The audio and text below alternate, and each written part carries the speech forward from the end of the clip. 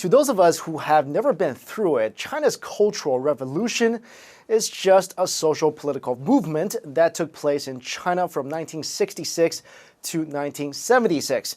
To many of those who have lived through it, it was probably the worst nightmare of their lives. On the surface, it was to remove all capitalistic elements from China and to remove all traditional and cultural elements from Chinese society. But what this movement really was Mao Zedong's selfish attempt to get rid of his rivals in government and to revive his image to the Chinese people after it was soiled due to his campaign called the Great Leap Forward. Now that campaign ended up creating the largest famine in human history and killing somewhere between 18 and 43 million people. But we will dive into the Great Leap Forward at another time. Now, the Cultural Revolution started off with a campaign to cast away the four olds. The four olds are old ideas, old culture, old customs, and old habits. Basically, this manifested in old books and art being destroyed, museums ransacked, and streets renamed with new revolutionary names and adorned with pictures and sayings of Mao Zedong everywhere. Mao Zedong wanted to eradicate religion first and foremost because without a belief system, the Chinese people are more easily swayed to believe basically whatever he tells them. Many famous temples, really old traditional shrines, and other historical heritage sites were destroyed. Today, when you go to China, most of the temples and the old historic sites that you see were actually recreated because most of them were all destroyed during the Cultural Revolution or the period before that. The second thing Mao wanted to eradicate was education because he believed that people who are educated have the ability to think for themselves, and that can't be allowed.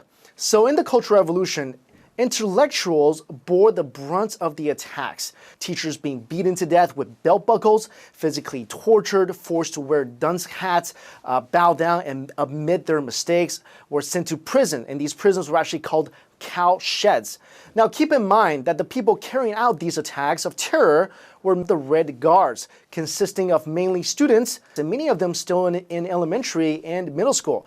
So a lot of times the students carried out the torture or even killed their own teachers. They were basically like Mao's private army of terrorists. And some might say, well, how can they do that? Why are these young people so evil? Well, you have to think about it like this.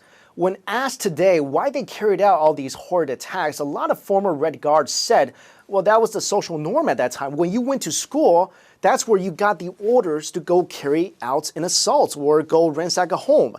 And that was what school was for. Now, during the Cultural Revolution, Mao singled out 9 categories of enemies that he wanted people to target.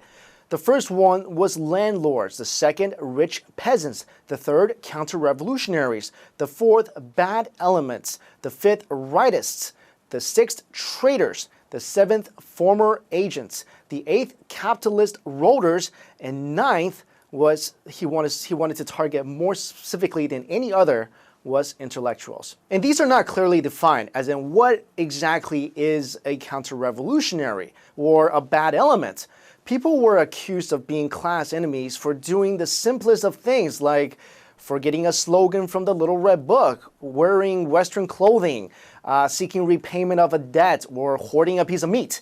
These all are considered violations, and you could be tortured for something as simple as that. All this chaos basically created an environment in China where basically everybody is nervous all the time because you could be accusing someone today, but tomorrow somebody could be accusing you of being a bad element, and you're the one who's arrested and tortured.